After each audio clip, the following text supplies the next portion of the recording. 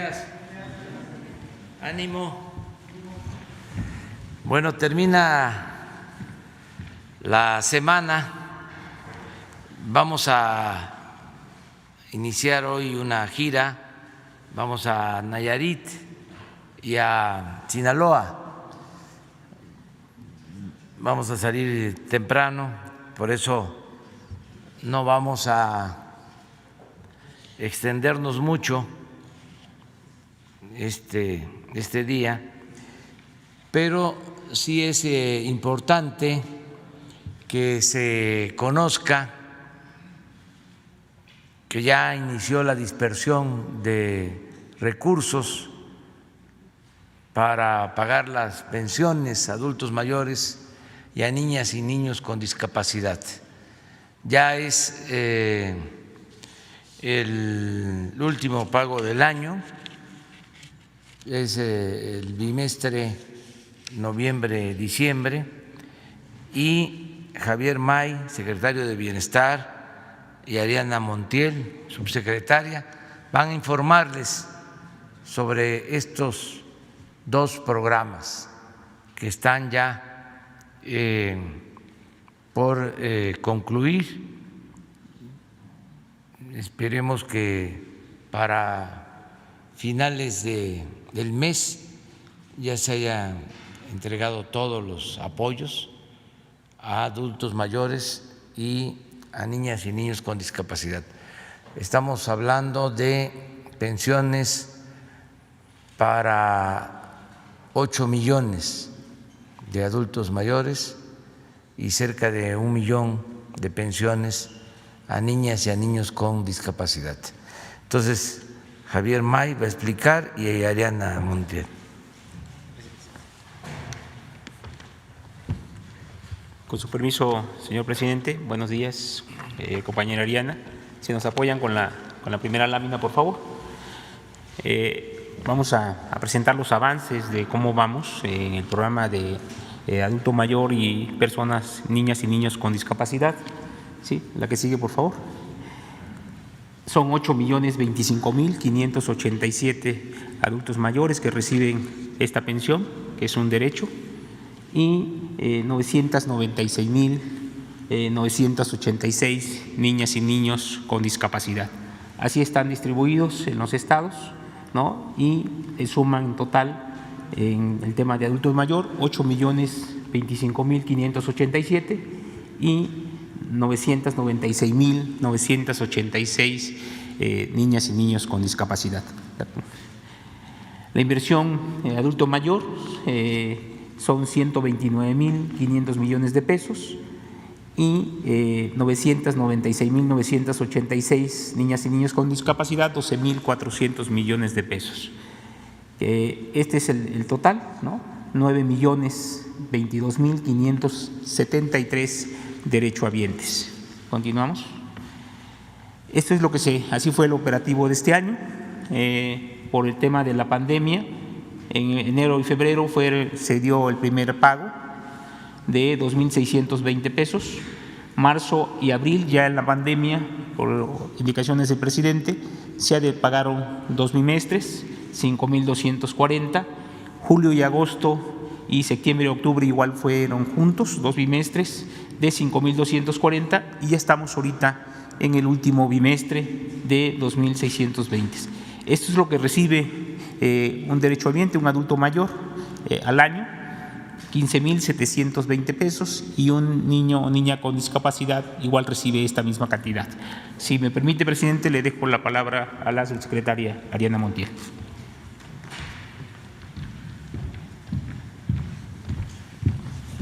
Con el permiso del señor presidente y el secretario de Bienestar, Javier May, vamos a informar cómo estamos trabajando ya en este operativo para los meses de noviembre y diciembre. Adelante.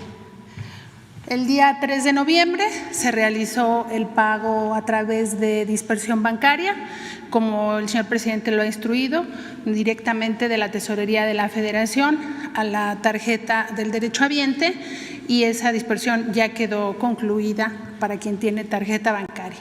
Para quien cobra en operativo de pago a través de mesas de atención en las comunidades o de las ventanillas de Telégrafos de México. El periodo de pago va a ser entre el 3 de noviembre y el 30 de noviembre. Adelante. ¿Cuánto vamos a pagar en este bimestre? Noviembre-diciembre. Vamos a cubrir ya arriba de 9 millones de derechohabientes entre ambas pensiones y estaremos dispersando 26.500 millones de pesos. En el esquema bancario ya dispersamos a 5.186.000 derechohabientes, que significan 15.000 millones de pesos a través de la dispersión bancaria. Adelante. De esta manera pueden los derechohabientes identificar en su estado de cuenta o en la consulta en el cajero automático en dónde está su depósito. Pensión Bienestar, noviembre-diciembre 2020. Adelante. El pago en el operativo, lo que llevamos a través de mesas de atención a las comunidades y el pago también en ventanilla de Telecom, son 3.835.000 derechohabientes que cobran en este modelo. Por eso es tan importante la construcción de los bancos del bienestar y estaremos dispersando 11.500 millones de pesos bajo este modelo de operación. Adelante. En los días 3, 4 y 5 de noviembre, lo que va del operativo, hemos dispersado a 315.000 derechohabientes y representan 827 millones de pesos. Es lo que hasta ahora llevamos de avance de este operativo. Bueno, aquí están las mesas de pago. Adelante. Gracias. De cómo hacemos este trabajo en campo. Adelante. Y bueno, vamos a comentar sobre el incremento de la pensión, cómo ha venido evolucionando. En 2018, en el gobierno anterior se entregaban 1.160 pesos a los entonces beneficiarios. A partir del 2019 y en cumplimiento del compromiso que el señor presidente hizo a lo largo del movimiento que dirigió, 2.550 pesos fue el incremento al que llegó en 2019 y en este año 2020 estamos en 2.620 este incremento. Como ya se ha comentado, las pensiones tendrán un incremento inflacionario que permita mantener el valor de la pensión. Y para el 2021, bajo la misma instrucción del señor presidente, la pensión será de 2.700 pesos el bimestre. De tal manera que nuestros adultos mayores y personas con discapacidad recibirán este monto para el próximo año. ¿Es cuánto, señor presidente? Muy bien, pues vamos a abrir.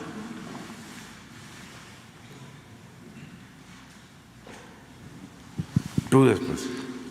Buenos días, señor presidente, y buenos días a toda la audiencia. Aprovechando la presencia del secretario de Bienestar, me permito comentarle, señor presidente, y recordarle que el día sábado, aquí mismo en Palacio Nacional, en la ofrenda que se llevó a cabo, sus paisanos le comentaron, en atención a los apoyos que se iban a gestionar en Tabasco por las inundaciones, quisiera saber, y yo creo que la audiencia también, cuál es el avance que ha tenido. Aunado a esto, señor presidente, me gustaría hacer referencia a una obra escrita de una escritora cubana y paisana suya por adopción, doña Julieta Campos. En su obra de ¿Qué hacemos con los pobres?, tiene una tesis fascinante, la cual aduce que hay que dedicarse en educación, educación, educación. Esa es la medida en la manera de lo posible para sacarlos adelante. Entonces, señor presidente, mi pregunta sería, ¿cuáles son las estrategias de su gobierno para mantener ese nivel educativo y para impulsar a todos los jóvenes talento para poder salir adelante en el país? Estas universidades que usted ha comentado, si tuviera una cifra tácita ¿cuál sería la cifra tácita al concluir su sexenio y si habría oportunidades de becas en el extranjero para estudiantes? Y una vez que ellos regresen, si están garantizadas las opciones de trabajo y si se ha tenido diálogo con la iniciativa privada para tener trabajo para todos estos jóvenes. Esa sería la primera. Muchas gracias, señor presidente. Sí.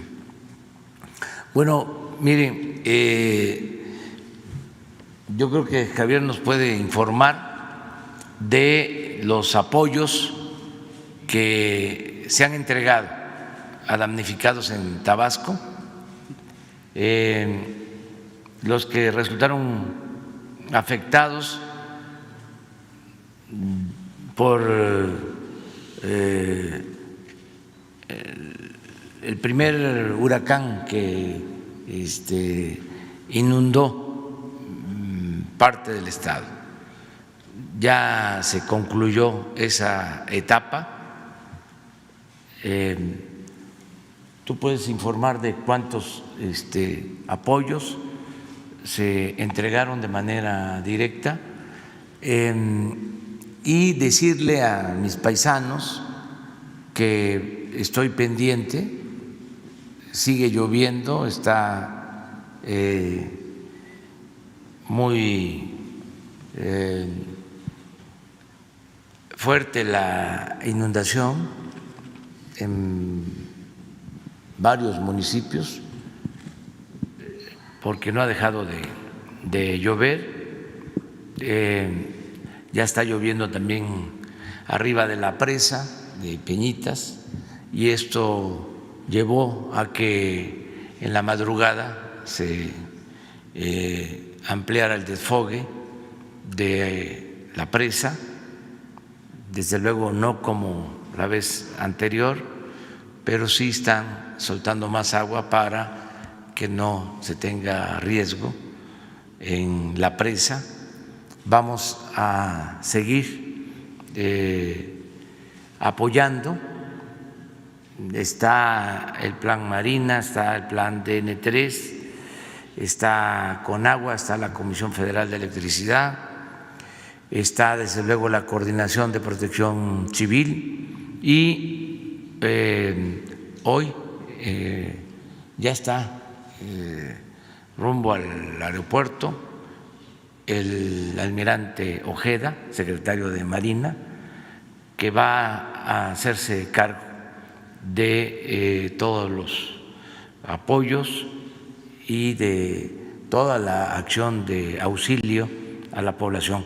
Nos están apoyando también los soldados oficiales con el plan DN3 de la Secretaría de la Defensa Nacional y sí estamos mandando apoyo a Tabasco y se va a seguir apoyando al Estado. Pero ¿podrías contestarnos sobre el primer censo y en qué consistieron los apoyos? Solo lo que se entregó de manera directa. Bien.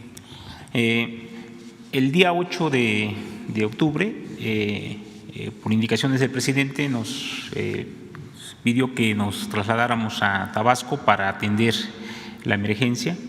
En este primer evento, que fueron a principios del mes de octubre, la primera inundación, ¿no? Y el desfogue de la presa de Peñita. Hicimos en coordinación con el gobierno del estado, ¿no? Las colonias, las comunidades, los municipios que fueron impactados por estos dos fenómenos y empezamos un censo. Se censaron 38.160 viviendas que fueron afectadas, de las cuales consistía en entregarles un apoyo para compra de enseres, ¿no? Esa fue la indicación del presidente, fue un apoyo de 10,000 pesos que se le entregó por vivienda a 38.160 familias.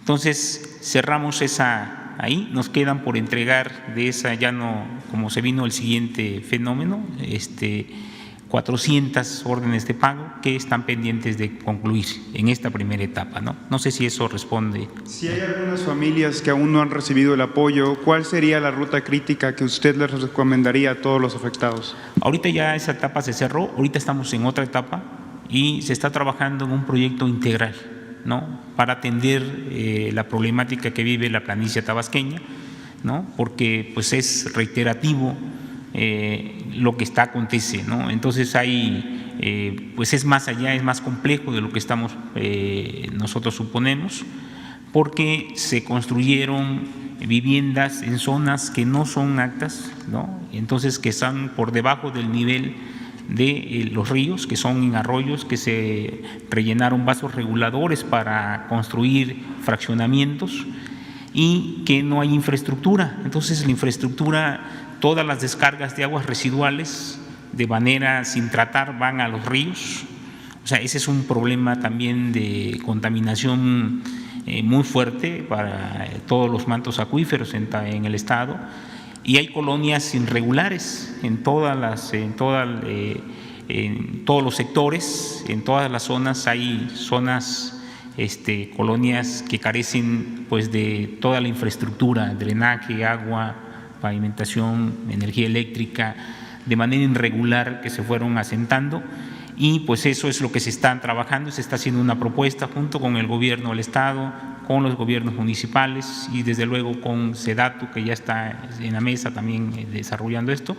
Pero esta primera etapa de atención, que fueron familias, que tenemos el dato junto con Protección Civil, fueron 20,000 viviendas que fueron afectadas.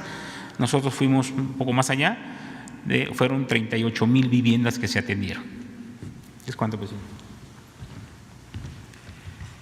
Acerca de lo que escribió Julieta Campos, extraordinaria escritora, en su libro ¿Qué hacemos con los pobres? Y su insistencia en la importancia de la educación, pues nosotros estamos trabajando con esos mismos criterios. Primero, el que sean bien tratados los maestros, maestras y maestros. Ayer hablábamos, y estos son hechos, no palabras, que se han basificado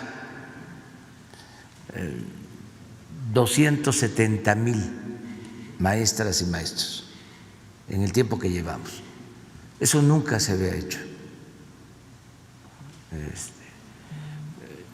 Esto significa que ya tienen su plaza, que tienen seguridad, que tienen garantías, que tienen prestaciones.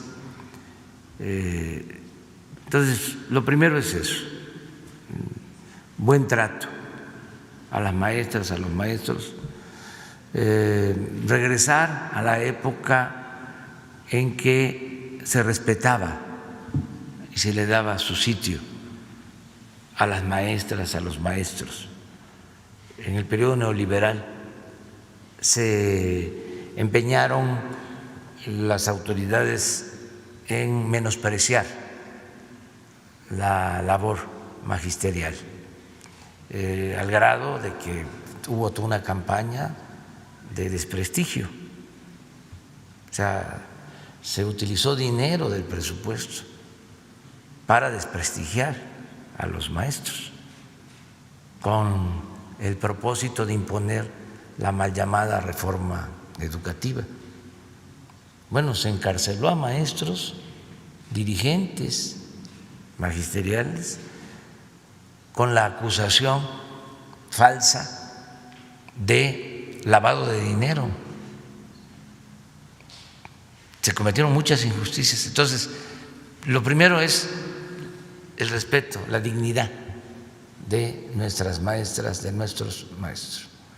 Lo segundo es mejorar la situación de los planteles educativos que siguen estando, porque no hemos podido concluir, en el abandono, en muy mal estado las escuelas. Para eso decidimos entregar de manera directa apoyos a las escuelas, entregarles el presupuesto del mantenimiento de las escuelas a las sociedades de madres y de padres de familia. Ya llevamos 50,000 escuelas, sobre todo en las zonas más pobres, que ya les llegó su presupuesto. Ya no es de que el presupuesto lo maneja la Secretaría de Educación Pública a nivel federal o se le entrega a la Secretaría de Educación Pública del Estado o al municipio, porque no llegaba el apoyo a la escuela. Ahora es directo, ahora es de la tesorería de la Federación a la Sociedad de Padres de Familia. Y se están formando los comités para el manejo de estos fondos ya en estas 50,000 escuelas, y la mayoría de los tesoreros son mujeres, porque la mujer es más honrada y se cuida el dinero porque es lo que se utiliza para mejorar la escuela donde estudian los hijos. Entonces, eso se está llevando a cabo. Lo tercero es mejorar los contenidos educativos, que no falten los libros de texto y que mejoren los contenidos de acuerdo a la nueva realidad. Por ejemplo, ahora que se necesita de más orientación nutricional, más medicina preventiva, vida sana, ¿sí? Ya todos esos contenidos ya están contemplados para los libros de texto. Lo mismo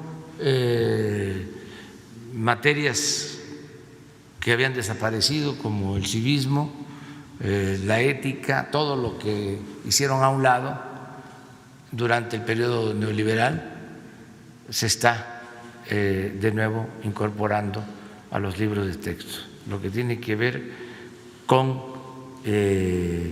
la formación, la enseñanza, el aprendizaje. Y algo que es muy importante son las becas, el que se entreguen apoyos a estudiantes de familias de escasos recursos económicos. Me llena de satisfacción poder decir que más de 300,000 estudiantes de nivel superior, de jóvenes que están estudiando en universidades, más de 300,000 tienen una beca de 2,400 pesos mensuales. Y va a aumentar este apoyo, van a haber cada vez más becas. En total están recibiendo becas 11 millones de estudiantes. Eso nunca había sucedido en el país. Entonces estamos invirtiendo mucho en la educación y al mismo tiempo se están creando universidades públicas. Ayer hablaba yo, son 140 nuevas universidades públicas. Se está incrementando el número de becas para las especializaciones, también becas para estudiar, para hacer investigación en el extranjero, tanto las becas que va a manejar ahora la Secretaría de Salud como las de CONACYT se van a seguir incrementando para posgrado y se va a seguir apoyando todo lo que es la educación en general. Ahora, señor presidente, una de las inquietudes de los lectores de Diario Basta, Grupo Cantón, ha sido en reiteradas veces la democracia. Poniendo en paralelo las condiciones que hoy tiene nuestro vecino del norte en atención a sus elecciones y hoy todavía no existe un ganador claro, esto deja un matiz del sistema electoral en México, que aquí sí se escoge con base en la mayoría popular. Usted ha sido el presidente con más votos contabilizados a favor, a favor suyo. En consecuencia, señor presidente, me permito citar a un gran ente que ha tenido la humanidad. Winston Churchill decía que la democracia es el menos malo de los sistemas políticos. Usted ha comentado en varias ocasiones en este mismo escenario que el gobierno preservará el sistema electoral y no se permitirá un solo voto al margen de la ley. La pregunta y el cuestionamiento sería, señor presidente, hoy ratifica ese compromiso y a su vez, ¿cuál sería el mensaje que mandaría a todos los dirigentes políticos de Morena, del PRI, etcétera, para llevar a cabo las elecciones venideras? ¿Cuál sería esa premisa que podría marcar el gobierno federal con la única finalidad de llevar el barco de México a un buen rumbo? Muchas gracias, señor presidente. Pues que todos ayudemos para establecer, en definitiva, un verdadero sistema político democrático, que la democracia se arraigue, se convierta en costumbre, en hábito, que todos cuidemos la democracia y que no regresemos a las etapas de predominio del fraude, de la compra del voto, de el relleno de las urnas, de la falsificación de las actas, que eso quede atrás, que ya nunca más vuelva al país. Esa va a ser una gran contribución de nuestra generación, eso es parte esencial de la transformación de México. Y desde luego el mejor sistema político es la democracia. Desde los griegos quedó eso de manifiesto, cuando se hacen los análisis de todos los sistemas políticos, cuando se analiza qué es la monarquía, qué es una oligarquía, qué es la democracia, se llega a la conclusión que es el mejor sistema político. Algunos más críticos, escépticos, hablan de que es el menos malo de los sistemas políticos, pero sin duda muchos de los problemas de México, sobre todo el principal problema, la corrupción, se pudo afianzar en el gobierno, pudo echar raíces en el gobierno por la falta de democracia. Cuando hay democracia, nadie puede sentirse absoluto en ningún nivel de la escala. La democracia es equilibrios, es competencia. La democracia obliga al que está en el gobierno a hacer bien las cosas, porque si no, en la elección futura sale ese partido y entra otro. Es competencia y eso es bueno. Anteriormente en México y durante mucho tiempo, bueno, siglos, era el predominio de un grupo, de un partido, y no había democracia. Había imposiciones. En esa materia nos quedamos rezagados. En América Latina, México era de los países más atrasados en cuanto a democracia. Teníamos, por ejemplo, el caso de Costa Rica, un sistema democrático perfecto, país con menos extensión territorial, con menos población, pero con un sistema político democrático ejemplar de toda América. Incluso resistió hasta las etapas de predominio de las dictaduras militares que azotaron en América, sobre todo en el Cono Sur, Costa Rica como un ejemplo. El caso de México era una vergüenza. Por eso no vamos a permitir retrocesos y tenemos todos que seguir impulsando el que haya una auténtica democracia. Nada de simulación,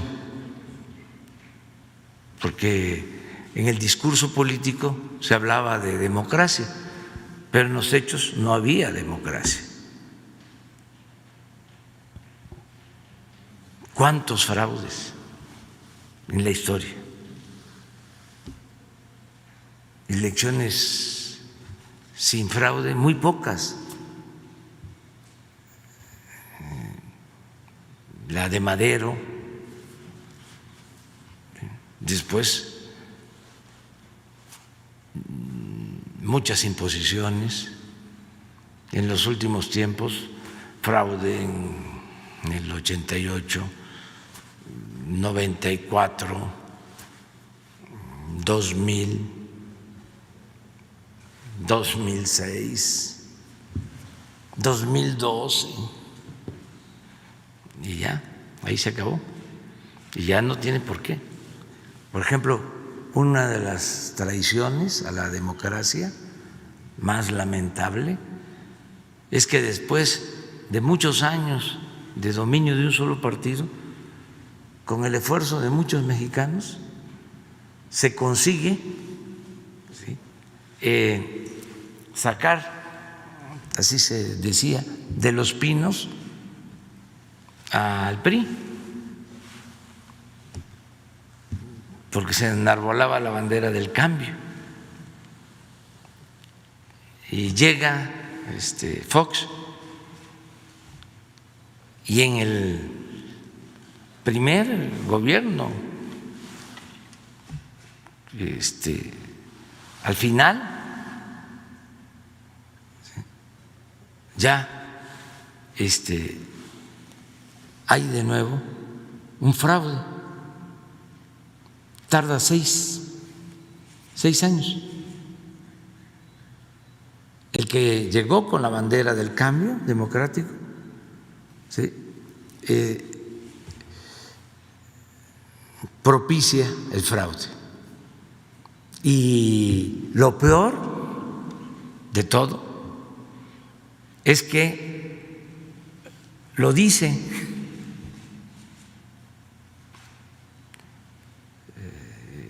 lo confiesa. Dice, claro que cargué los dados, ni modo que yo iba a permitir que un peligro para México llegara a la presidencia. Pero lo dice. Es lamentable, ¿no? Afortunadamente ya la última elección fue distinta y por eso nosotros no vamos a fallarle al pueblo y tiene que quedar como herencia, como legado, que haya democracia. Y ahora vienen las elecciones, van a haber elecciones de gobernador en 15 estados y todos tenemos que ayudar, ser guardianes para que se respete el voto de los ciudadanos, que las elecciones sean limpias y sean libres, y denunciar fraudes. Y ahora ya en la Constitución el fraude es delito grave. El que comete un fraude va a la cárcel sin derecho a fianza. Y existe una fiscalía electoral con ese propósito, que también la gente debe conocer que existe esa institución donde se pueden presentar todas las quejas y hacer todas las denuncias correspondientes. Muy bien. A ver.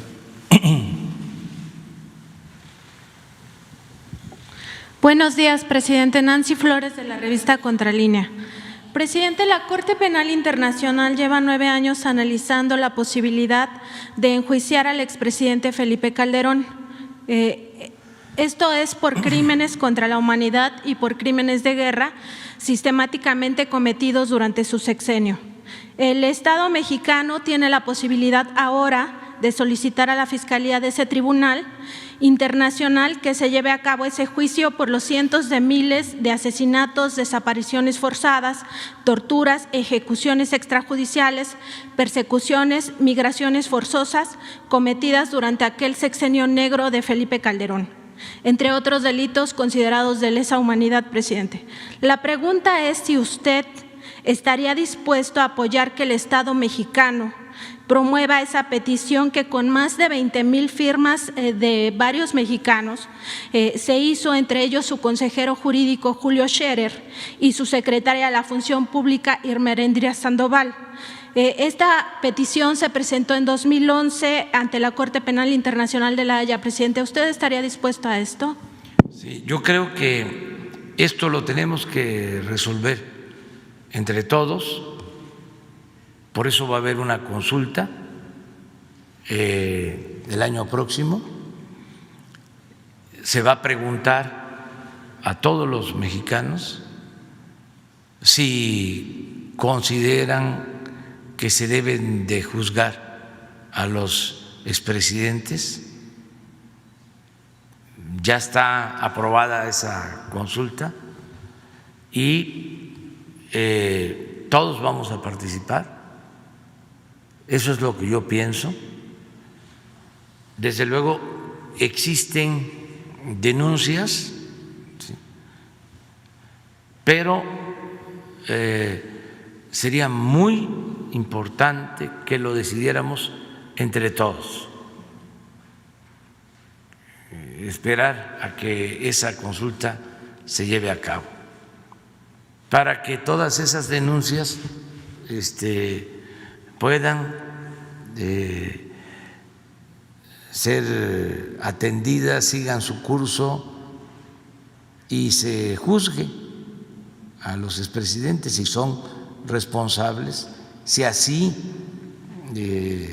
se decide primero en la consulta, ¿sí?, y segundo, si así lo resuelven los jueces, ¿sí?, con procesos apegados a la ley.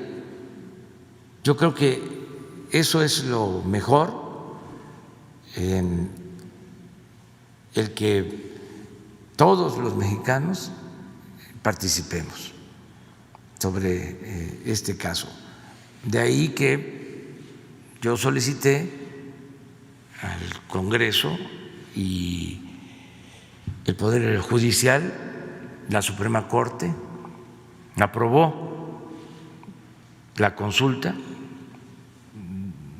dio a conocer que era constitucional el llevar a cabo la consulta de conformidad con la legalidad existente.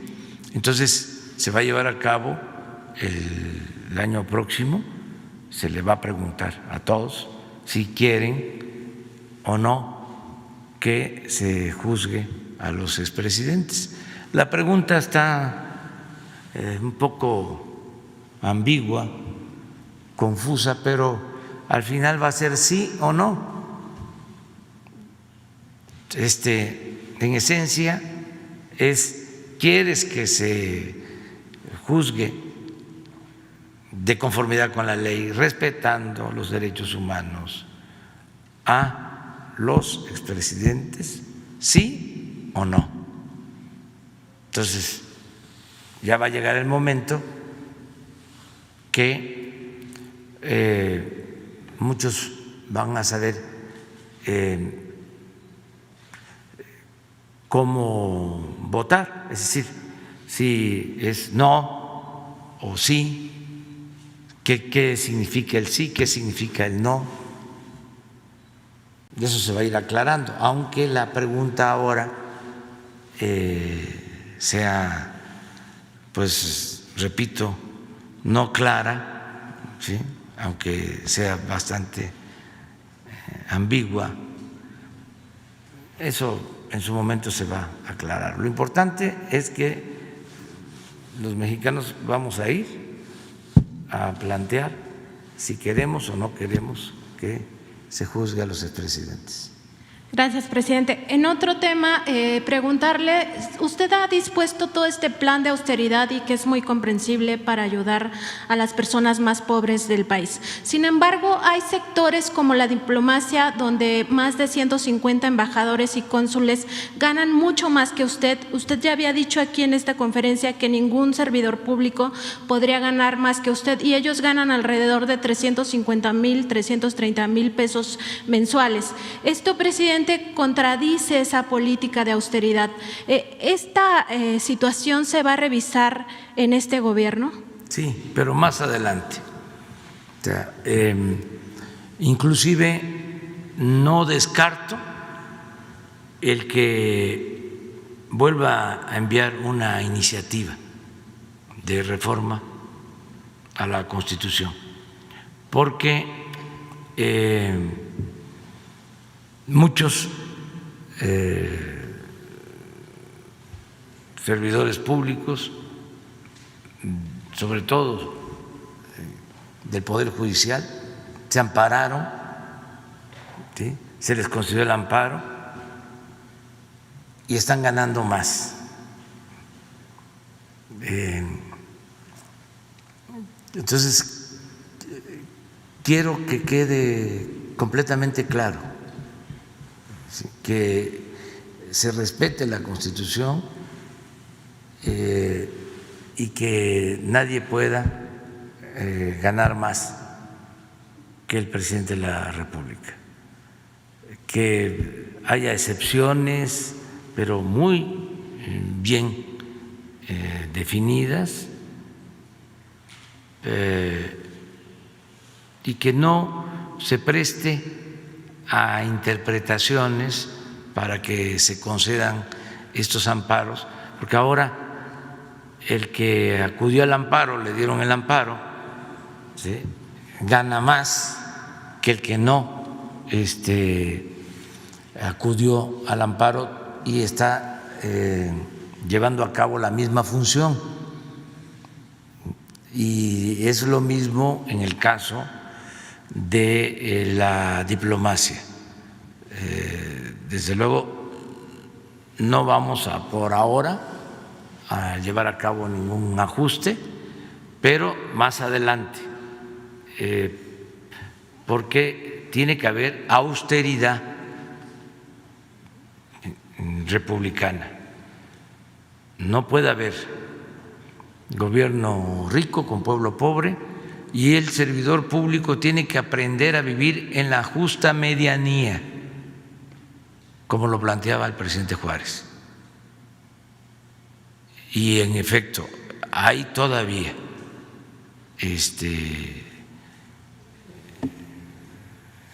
sectores del gobierno donde los sueldos están muy elevados. Siempre se debate de que en el sector privado se gana más, lo cual no es cierto, no es del todo cierto. Puede ser que las cúpulas del sector privado, ahí se gane más, pero profesionales del sector privado no ganan más que los funcionarios de alto nivel en el gobierno, o sea, no ganan más que nosotros. Y además son funciones distintas. Esto es servicio público. El que quiera hacer dinero, pues que lo haga en el sector privado, haciendo negocios. Además es totalmente legítimo, pero por eso somos servidores públicos. Morelos decía, siervos de la nación. No es lo mismo, ¿no? Para ser servidor público se requiere una convicción, se requiere una mística, se requiere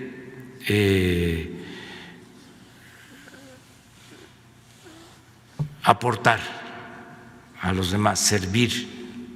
Es un apostolado el servicio público.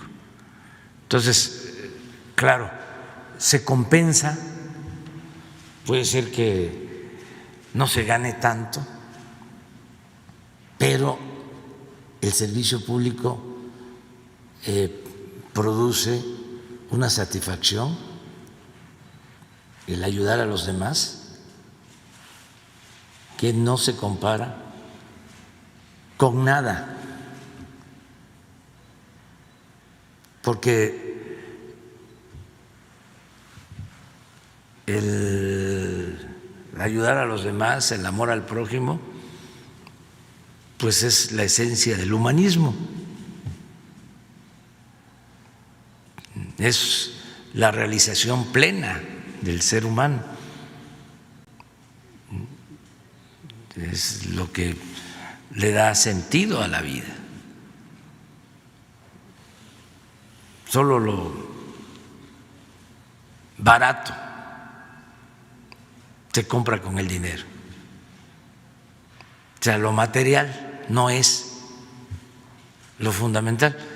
Lo material sirve para tener lo básico, pero los excesos,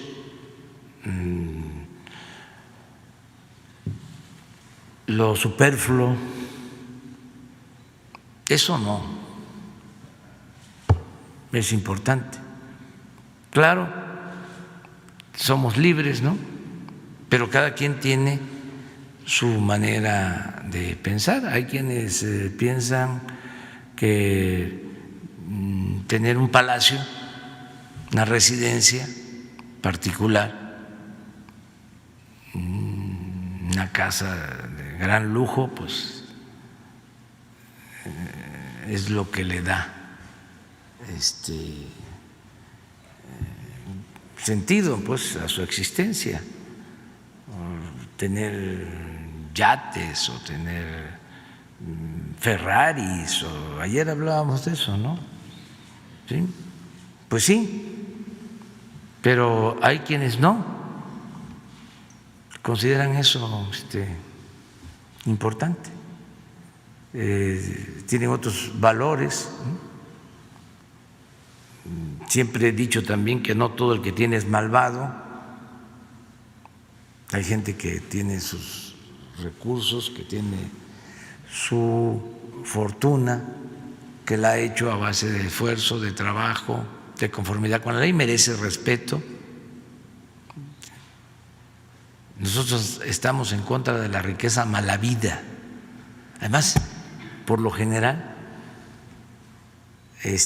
los corruptos son los más extravagantes, los más fantoches.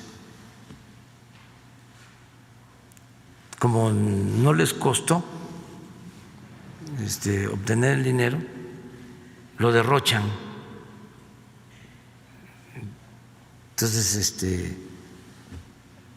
ahí andan de ridículos, ¿no? Pero son cosas que se tienen que plantear. Ahora vamos ya a dar a conocer la nueva cartilla moral, porque yo ofrecí que iba a haber una constitución moral. Ha generado esto mucho debate. Está en los 100 compromisos que hice, y quiero que antes del día 1, porque ya se avanzó mucho, ya se tiene un texto, se han hecho consultas, y en este mes se va a dar a conocer. O sea, no es obligatoria, no es una constitución aplicable, no, son principios, preceptos básicos para tener una sociedad mejor. Ese es el propósito, ¿no? Gracias, presidente. Y bueno, también que se revise en esta reforma todos los beneficios que además del alto sueldo que reciben les dan, porque a varios de estos embajadores y cónsules se les paga incluso las rentas de lujosos departamentos, de casas lujosísimas de 5 pisos, y también incluso a algunos de ellos se les da dinero para las colegiaturas de sus hijos. Entonces sería importante que en esa reforma que se haga también se revise eso. Y en otro tema, presidente, usted había ordenado ya una limpia en la Conagua porque había funcionarios que se habían detectado que venían de gobiernos priistas y panistas. En la revista Contralínea documentamos ahora el caso de la Secretaría de Comunicaciones y Transportes, donde 27 delegados de los 31 que existen están ligados abiertamente al PRI y al PAN. En esos casos, bueno, muchos de ellos incluso se dicen contrarios a la 4T.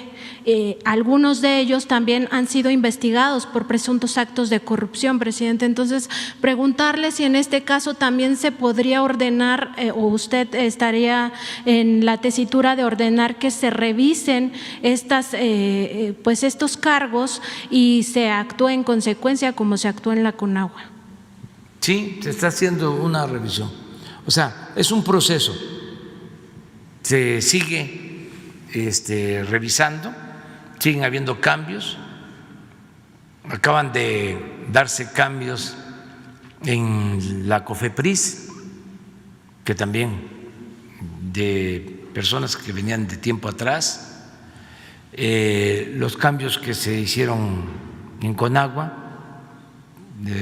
prácticamente fueron todos los subdirectores que salieron. Se siguen haciendo cambios en todas las dependencias. En comunicaciones, por ejemplo, ya hubo un cambio en Capufe, ya es una mujer la directora de Capufe, Elsa Beites.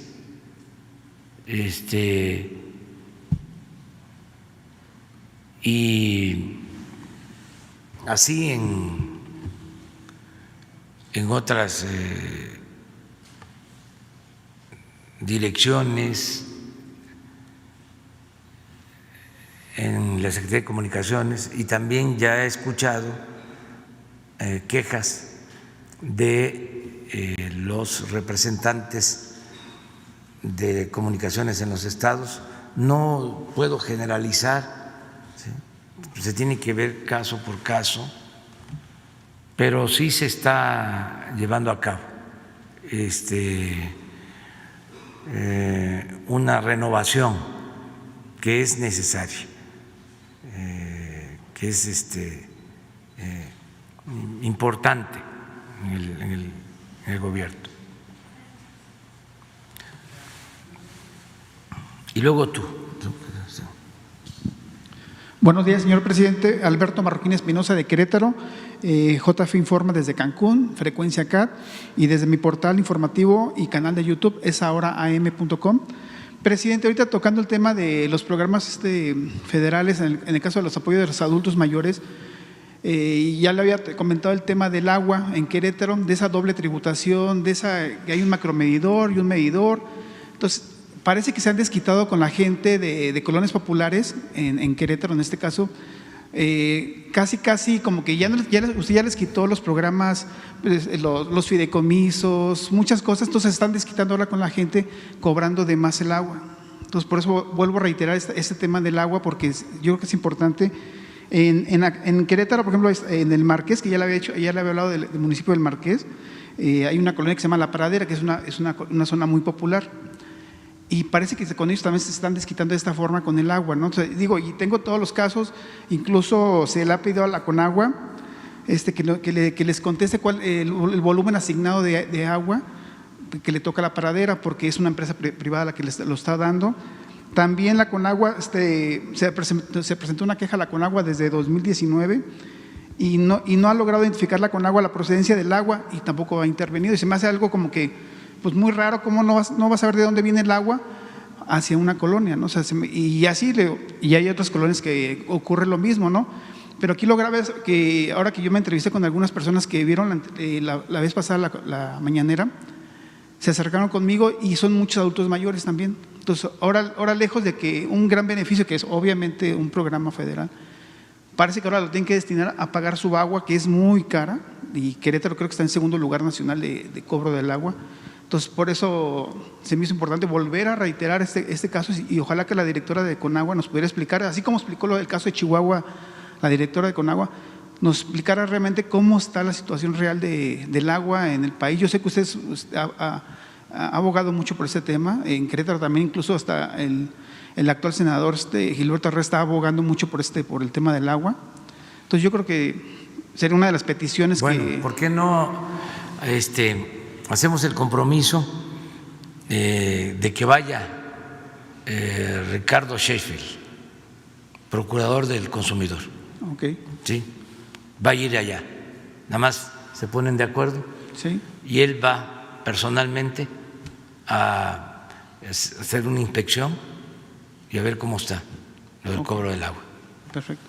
Muchas gracias, presidente. Y en otra pregunta, existió un contubernio entre funcionarios de Pemex, o al menos del recién cesado Alejandro Cabrera Fernández, por la denuncia que hizo aquí Vicente Serrano, ya que dicho exfuncionario se encontraba, ya ve que se encontraba en un restaurante con el ex líder Romero de Champs y algunos dirigentes del sindicato, ¿no? Este funcionario bloqueó a los trabajadores, bloqueó sus derechos de algunos trabajadores, de muchos, ¿no?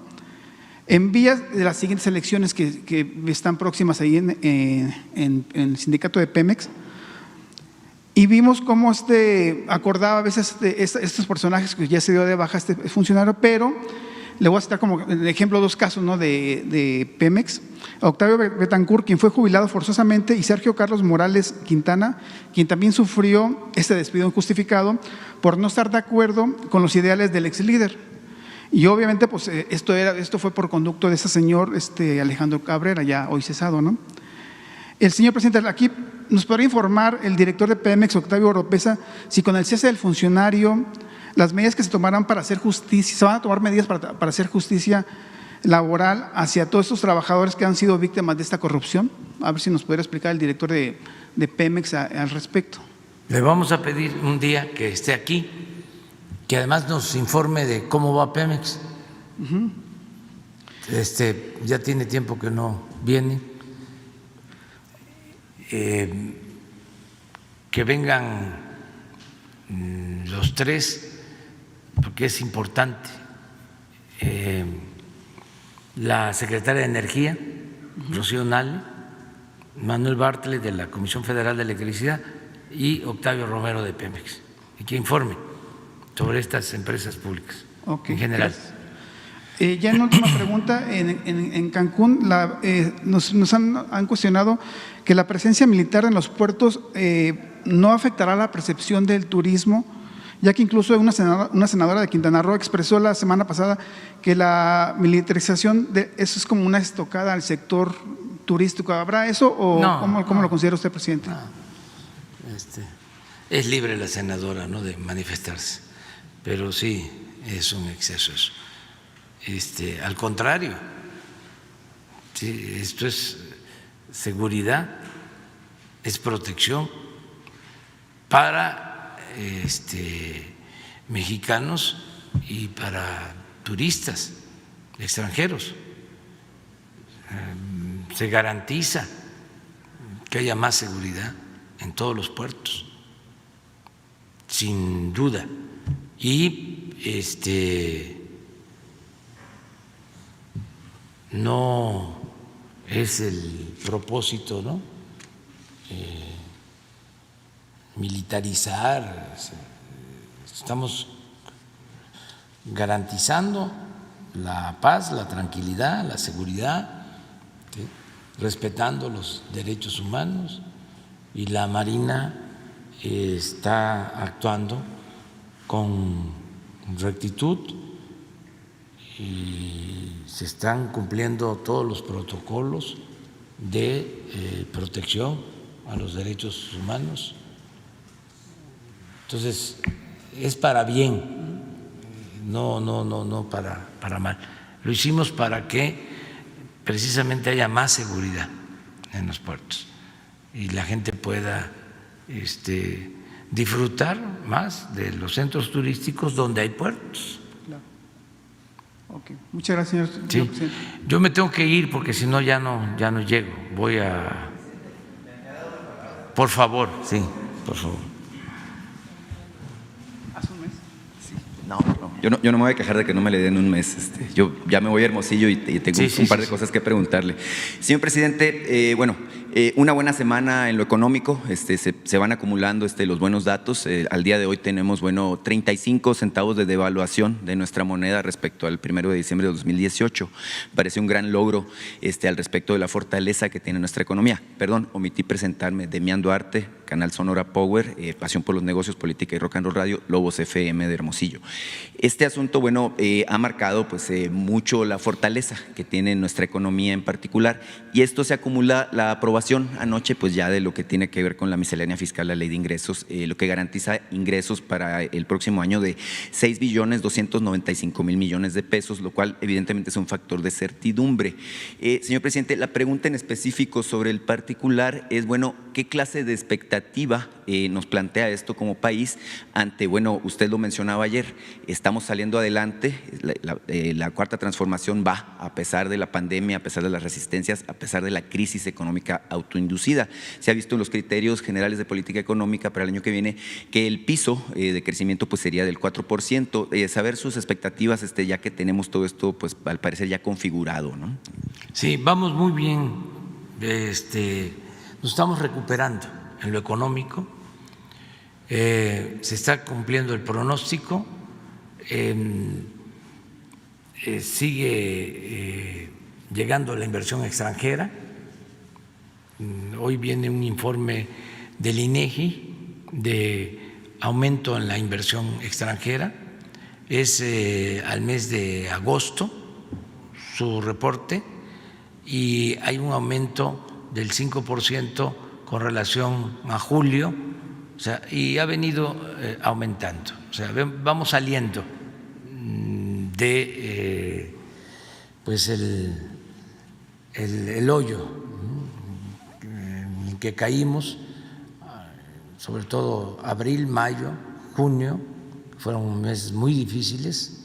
Estamos ya emergiendo, va saliendo a flote la economía, sobre todo en empleo, ¿sí? Se están recuperando ya los puestos de trabajo, siguen aumentando las remesas.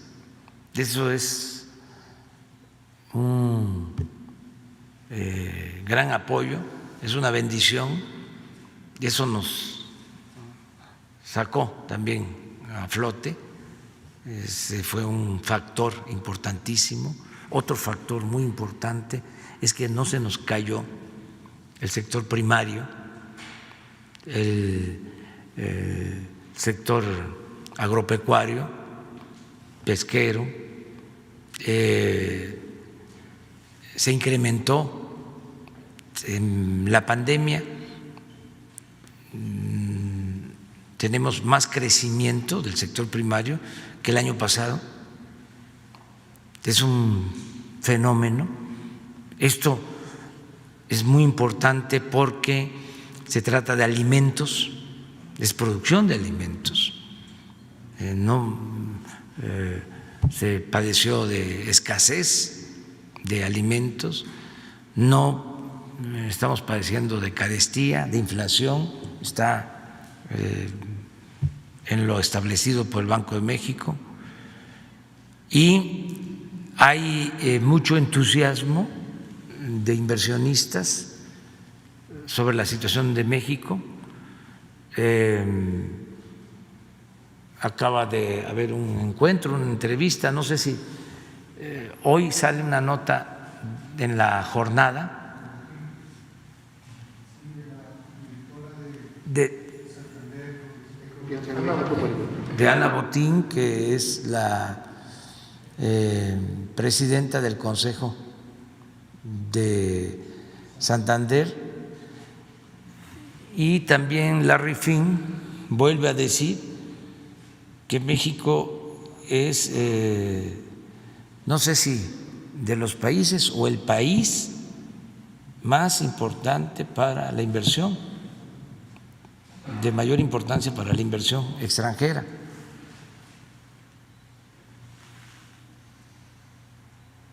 Sí, México, el país más atractivo de América Latina para invertir, Ana Botín, pero no sé si está ahí, no alcanzo a ver. Aquí está.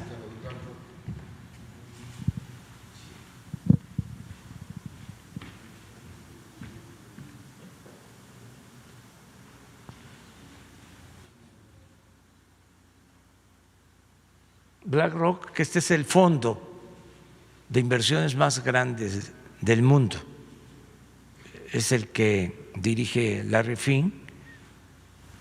Ya lo había dicho y reitera, este poderoso fondo financiero se suma al diagnóstico de la señora Botín. Y miren lo que está aconteciendo, a pesar de que todavía no se resuelve lo de la elección en Estados Unidos. El peso está en su mejor momento de la pandemia a la fecha. O sea, está estable. Tenemos realmente con una economía sana, finanzas públicas sanas, y al aprobarse la ley de ingreso y el presupuesto que está por aprobarse, pues vamos hacia adelante. Estamos por dar a conocer un segundo paquete de obras de infraestructura que se van a realizar con participación del sector privado nacional. Tengo una reunión la semana próxima con Carlos Salazar y con otros dirigentes del sector empresarial para revisar otro paquete de obras de infraestructura con montos importantes de recursos para seguir impulsando la economía del país. Hacemos votos porque nos toque algo en Sonora, porque hemos estado escasos de proyectos de infraestructura de gran envergadura, señor presidente. Rápido, porque sé que se tiene que ir, son tres temas de mi estado que le quiero plantear. Uno, la Asociación de Mineros Retirados de Cananea me pidieron que fuera conducto para invitarlo a Cananea. Tienen mucho ánimo de platicar con ustedes, saben que va en diciembre a Agua Prieta, entonces pues queda a tiro de piedra más o menos, ¿no? Entonces, y bueno, me plantearon ahí una necesidad que tienen. Ellos por alguna extraña razón fueron empleados de la mina cuando era propiedad del gobierno federal, pero por alguna situación del contrato colectivo no son derechohabientes del IMSS. Entonces me piden a ver si usted puede mediar para que tengan una reunión para resolver esa situación con el director del IMSS, Zoé Robledo en particular. Sin embargo, le reiteran la invitación, tienen muchas ganas de verlo ahí en el Mineral. Usted sabe la importancia que tiene para Sonora, Cananea en particular. También de minería en Nacozari. Los habitantes de Nacozari me contactaron, tienen un problema muy fuerte con la calidad del agua a la que acceden los pobladores. Usted sabe, es una ciudad chica, 12,500 habitantes, sin embargo tiene una importancia estratégica y ellos se quejan, bueno, de que vieron pasar nada más los recursos del fondo minero, les tocaban alrededor de 120 millones de pesos al año cuando se entregaba directamente y nunca se hicieron las obras de infraestructura que se comprometieron. Una de ellas era precisamente el abasto de agua potable, no la tienen y les sale agua sucia, por no decir que aguas negras, de lo que es la tubería. Entonces me pidieron que les hiciera ver esta situación en particular. Finalmente, en San Felipe de Jesús, que es una comunidad de la serranía, que se dedica esta comunidad en particular a la ganadería, pero también a la minería de carbón, bueno, hay una situación porque no tienen personal médico. Es un asunto que le platicaba ayer a Hugo López-Gatell, y bueno, se la quiero plantear a usted por la sensibilidad que tiene. La Asociación de Carboneros de Antracita, de ahí de San Felipe de Jesús, construyeron una unidad médica, pero no tienen doctores. La solicitud que le hacen es ver también si con Zoé Robledo o en particular con el INSABI se puede atender. Estamos hablando de una comunidad que genera al año 1,600 millones de pesos en producción, que 40,000 personas digamos se atienden ahí y no tienen, pues válgame, pues la capacidad o la posibilidad de atender las emergencias médicas que suceden por ahí. Bueno, vamos a pedirle a Zoé y a Juan Ferrer, que están ahora en Durango, porque estamos apoyando en Chihuahua, en Durango, en Coahuila, para tener más camas de atención hospitalaria para enfermos de COVID. Entonces están ahora en esa gira. Le vamos a pedir que vayan allá, a Cananea, y que vean también lo de los productores de carbón para la atención médica. Yo tengo el compromiso de ir a Cananea, o sea, voy a ir, tengo que ir. Es un lugar, bueno, histórico, y además de gente muy buena, trabajadora. Los obreros han padecido mucho. Tengo yo el recuerdo de que en nuestro movimiento, cuando comenzamos, que estaba más difícil todo para nosotros, de Cananea recibimos mucho apoyo. Y también, pues, en Nacozari, lo mismo. Si puedo, ahora que voy en diciembre, visito los dos municipios. Los he visitado muchas veces. Me he quedado a dormir en Cananea, me he quedado a dormir en Nacozari, y sí tengo interés en estar allá. Voy a procurar, si vamos a Bavispe, como hicimos el compromiso, de pasar a Cananea y si me alcanza el tiempo, también a Nacozari. Sí, están cerca, sí, los dos. Y que antes vaya a Cananea Zoé con Ferrer y a Sonora, para que atiendan, ¿no?, tu planteamiento. Me tengo que ir.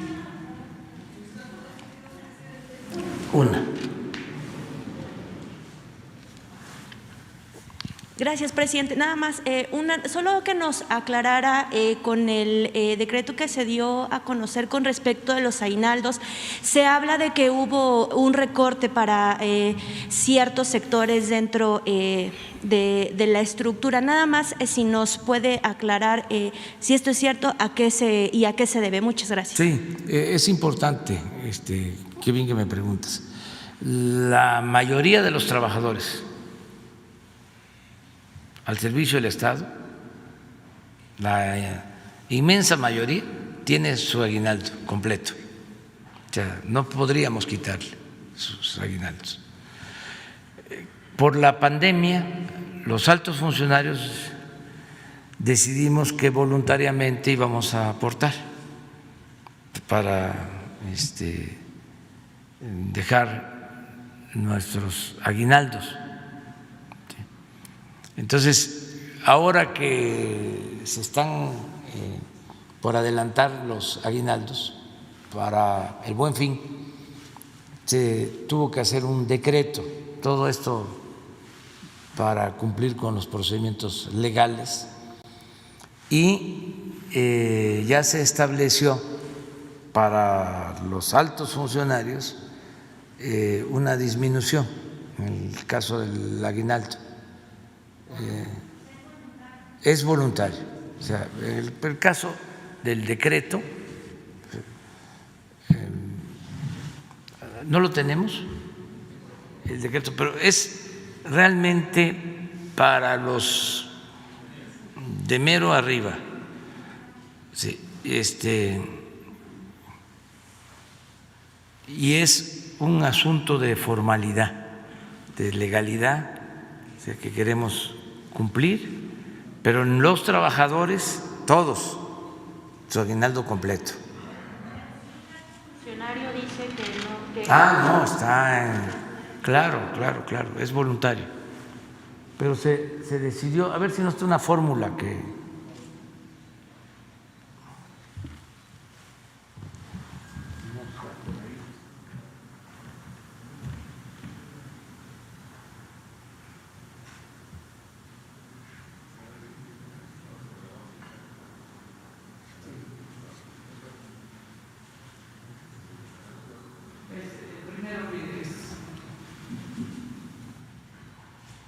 completo. Servidores públicos, artículo 4º, fracción primera de este decreto es para todos.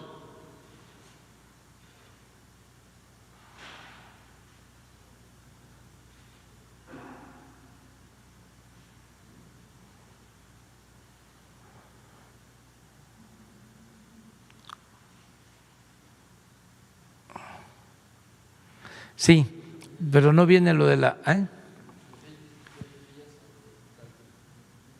Sí, a los de más alto rango le toca menos, sí. Empezando por el presidente. Por eso quería ver la fórmula, porque… ¿Mande? No viene, es una fórmula, solo el presidente no va a tener aguinaldo. Decía, para que, y los altos funcionarios van a disminuir su monto, ¿sí? Pero es hasta altos funcionarios, todos los demás completo el aguinaldo. No entran. Porque dice jefes de departamento, director, subdirector, adjuntos, enlaces, director general, subsecretario, secretario y presidente.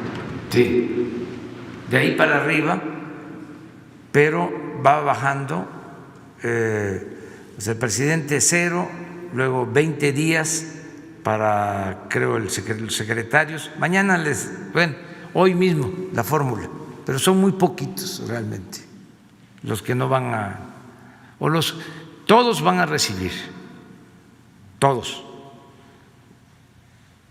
los servidores públicos, pero los altos funcionarios van a recibir menos voluntariamente si ellos desean aportar, y el caso del presidente es el único que no va a recibir aguinaldo. ¿Cómo? ¿Cuánto se va a ahorrar para la pandemia? Vamos a informar también, ya es bastante lo que se tiene ahorrado por la disminución de sueldos y de aportaciones voluntarias de los funcionarios. Yo creo que la semana próxima hacemos un informe completo, pero porque hoy, que bien que me preguntaste si leí algo de que no va a haber aguinaldos sí va a haber aguinaldos, o sea, sí va a haber aguinaldo para todos, solo los de mero arriba van a recibir menos aguinaldo, pero sí van a tener menos días, pues, y es voluntario además. Y esto tiene que ver con el fondo que se está reuniendo para lo del COVID. Muy bien, muchas gracias. A ver, ¿tú? ¿Sí?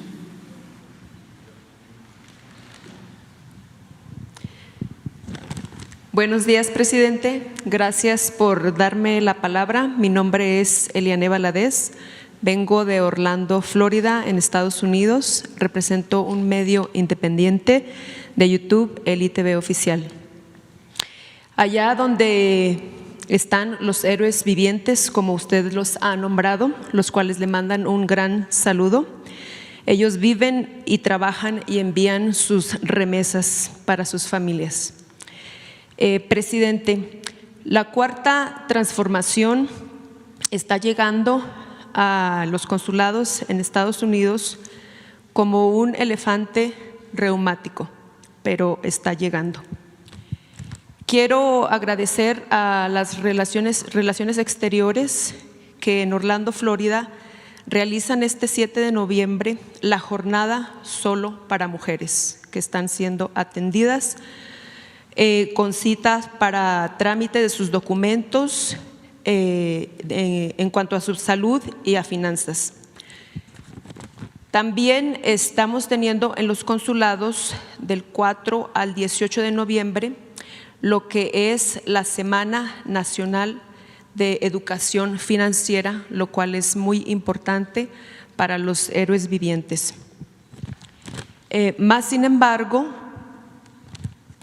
hay aún todavía quejas en general en los consulados acerca del servicio no muy cordial para los connacionales.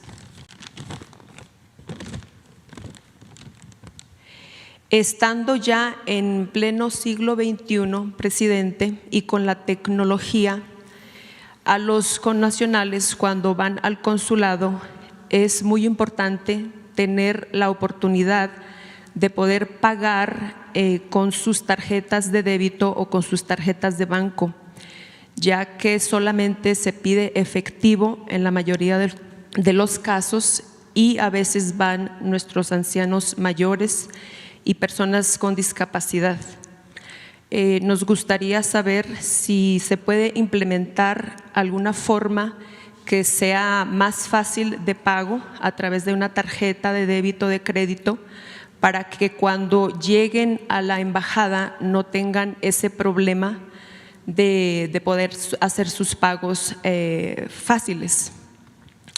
También se están obteniendo las credenciales para votar, la cual por primera vez obtuve mi credencial en el consulado de Orlando.